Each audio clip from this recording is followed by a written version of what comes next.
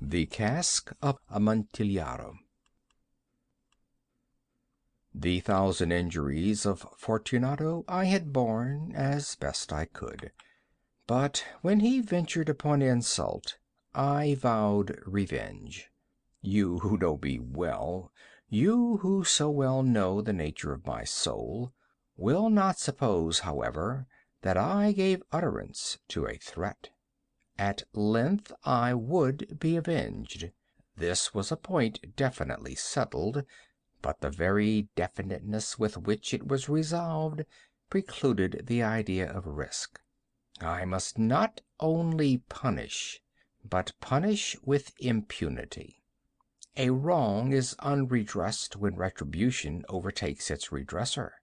It is equally unredressed when the avenger fails to make himself felt as such to him who has done the wrong.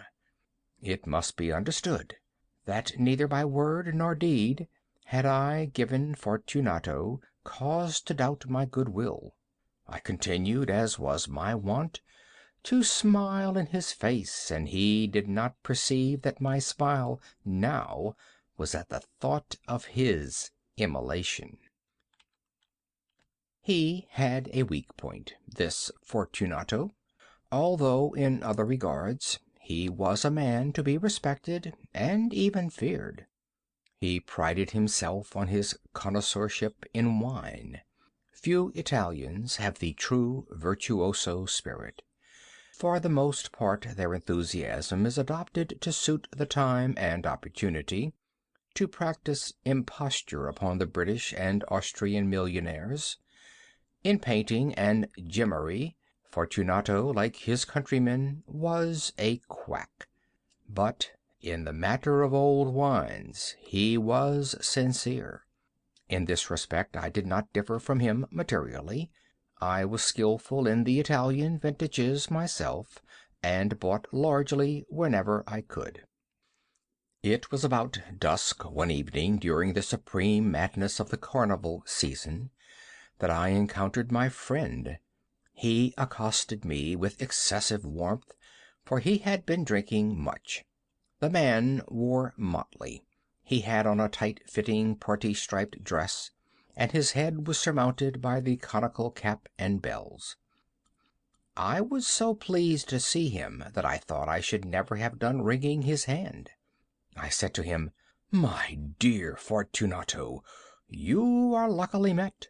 How remarkably well you are looking today!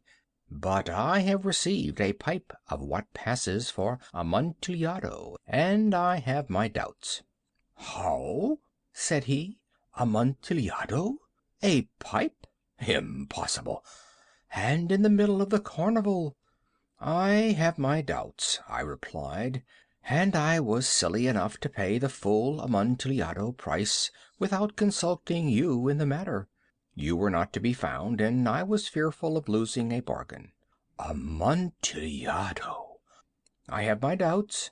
"Amontillado!" "And I must satisfy them." "Amontillado!" "As you are engaged, I'm on my way to Luchesi. If anyone has a critical turn, it is he. He will tell me—" "Luchesi cannot tell Amontillado from sherry." "And yet some fools will have it that his taste is a match for your own." "Come, let us go." "Whither?" "To your vaults." "My friend, no. I will not impose upon your good nature. I perceive you have an engagement. Luchesi—" "I have no engagement. Come." "My friend, no. It is not the engagement, but the severe cold with which I perceive you are afflicted. The vaults are insufferably damp. They are encrusted with nitre." "Let us go, nevertheless. The cold is merely nothing. Amontillado! You have been imposed upon. As for Luchesi, he cannot distinguish sherry from Amontillado." Thus speaking, Fortunato possessed himself of my arm, putting on a mask of black silk, and drawing a roquelaure closely about my person, I suffered him to hurry me to my palazzo. There were no attendants at home. they had absconded to make merry in honor of the time. I had told them that I should not return until the morning, and had given them explicit orders not to stir from the house. These orders were sufficient, I well knew, to ensure their immediate disappearance, one and all, as soon as my back was turned. I took from their sconces 2 flambeaux, and giving one to Fortunato, bowed him through several suites of rooms to the archway that led into the vaults. I passed down a long and winding staircase, requesting him to be cautious as he followed. We came at length to the foot of the descent, and stood together on the damp ground to the catacombs of the Montresors. The gait of my friend was unsteady, and the bells upon his cap jingled as he strode. "The pipe," said he. "It is farther on," said I, "but observe the white webwork which gleams from these cavern walls." He turned towards me and looked into my eyes with 2 filmy orbs that distilled the rheum of intoxication. "Nitre?" he asked at length. "Nitre," I replied. "How long have you had that cough?"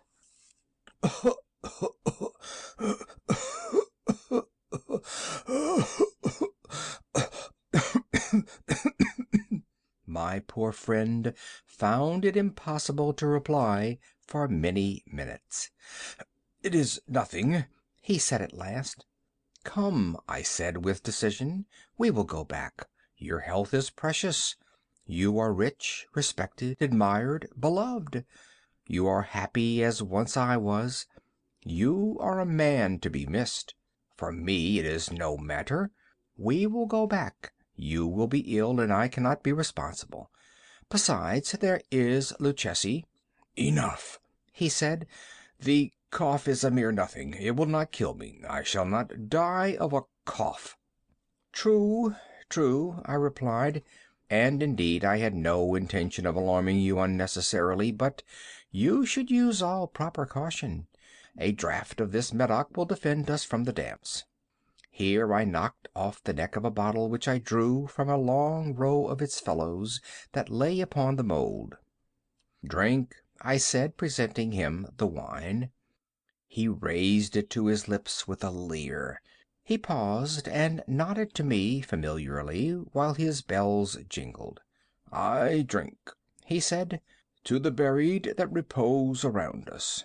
"And I to your long life." He again took my arm, and we proceeded. "These vaults," he said, "are extensive." "The Montresors," I replied, "were a great and numerous family." "I forget your arms." "A huge human foot d'or in a field azure. The foot crushes a serpent rampant, whose fangs are embedded in the heel." "And the motto?" "Nemo me impune lacessit." "Good," he said. The wine sparkled in his eyes and the bells jingled. My own fancy grew warm with the Medoc. We had passed through walls of piled bones, with casks and puncheons intermingling, into the innermost recesses of the catacombs. I paused again, and this time I made bold to seize Fortunato by an arm above the elbow. "The nitre," I said. "See, it increases. It hangs like moss upon the vaults. We are below the river's bed. The drops of moisture trickle among the bones. Come, we will go back ere it is too late. Your cough—" "It is nothing," he said. "Let us go on. But first another draught of the Medoc." I broke and reached him a flagon of de Grave. He emptied it at a breath. His eyes flashed with a fierce light. He laughed and threw the bottle upwards with a gesticulation I did not understand. I looked at him in surprise. He repeated the movement, a grotesque one. "You do not comprehend?" he said. "Not I," I replied. "Then you are not of the Brotherhood." "How?" "You are not of the Masons." "Yes, yes," I said, "yes, yes." "You, impossible! A Mason? "A mason," I replied. "A sign," he said. "It is this," I answered, producing a trowel from beneath the folds of my roquelaire. "You jest," he exclaimed, recoiling a few paces. "But let us proceed to the Amontillado." "Be it so," I said, replacing the tool beneath the cloak, and again offering him my arm. He leaned upon it heavily. We continued our route in search of the Amontillado. We passed through a range of low arches, descended, passed on, and descending again, arrived at a deep crypt, in which the foulness of the air caused our flambeaux rather to glow than flame. At the most remote end of the crypt there appeared another less spacious. Its walls had been lined with human remains piled to the vault overhead, in the fashion of the great catacombs of Paris. 3 sides of this interior crypt were still ornamented in this manner. From the 4th the bones had been thrown down and lay promiscuously upon the earth, forming at one point a mound of some size. Within the wall thus exposed by the displacing of the bones, we perceived a still interior recess in depth about 4 feet, in width 3, in height 6 or 7. It seemed to have been constructed for no especial use in itself, but formed merely the interval between 2 of the colossal supports of the roof of the catacombs, and was backed by one of their circumscribing walls of solid granite. It was in vain that Fortunato, uplifting his dull torch, endeavored to pry into the depths of the recess. Its termination the feeble light did not enable us to see. "Proceed," I said. "Herein is the Amontillado. As for Luchesi—" "He is an ignoramus," interrupted my friend as he stepped unsteadily forward, while I followed immediately at his heels. In an instant he had reached the extremity of the niche, and finding his progress arrested by the rock, stood stupidly bewildered. A moment more and I had fettered him to the granite. In its surface were 2 iron staples, distant from each other about 2 feet horizontally. From one of these depended a short chain, from the other a padlock. Throwing the links about his waist, it was but the work of a few seconds to secure it. He was too much astonished to resist. Withdrawing the key, I stepped back from the recess. "Pass your hand," I said, "over the wall. You cannot help feeling the nitre. Indeed, it is very damp. Once more let me implore you to return." "No?" "Then I must positively leave you. But I must first render you all the little attentions in my power." "The Amontillado!" ejaculated my friend, not yet recovered from his astonishment. "True," I replied, "the Amontillado." As I said these words, I busied myself among the piles of bones of which I have before spoken. Throwing them aside, I soon uncovered a quantity of building stone and mortar. With these materials, and with the aid of my trowel, I began vigorously to wall up the entrance of the niche. I had scarcely laid the first tier of my masonry when I discovered that the intoxication of Fortunato had in a great measure worn off. The earliest indication I had of this was a low moaning cry from the depth of the recess. It was not the cry of a drunken man. There was then a long and obstinate silence. I laid the 2nd tier, and the 3rd, and the 4th, and then I heard the furious vibrations of the chain. The noise lasted for several minutes, during which, that I might hearken to it with the more satisfaction, I ceased my labors and sat down upon the bones. When at last the clanking subsided, I resumed the trowel and finished without interruption the 5th, the 6th, and the 7th tier. The wall was now nearly upon a level with my breast. I again paused, and holding the flambeau over the mason work, threw a few feeble rays upon the figure within. A succession of loud and shrill screams bursting suddenly from the throat of the chained form seemed to thrust me violently back. For a brief moment I hesitated. I trembled.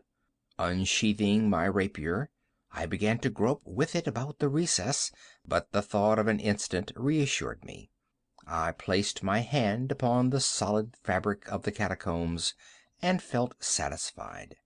I reapproached the wall. I replied to the yells of him who clamored. I re-echoed, I aided, I surpassed them in volume and in strength. I did this, and the clamorer grew still. It was now midnight, and my task was drawing to a close. I had completed the 8th, the 9th, and the 10th tier. I had finished a portion of the last and the 11th.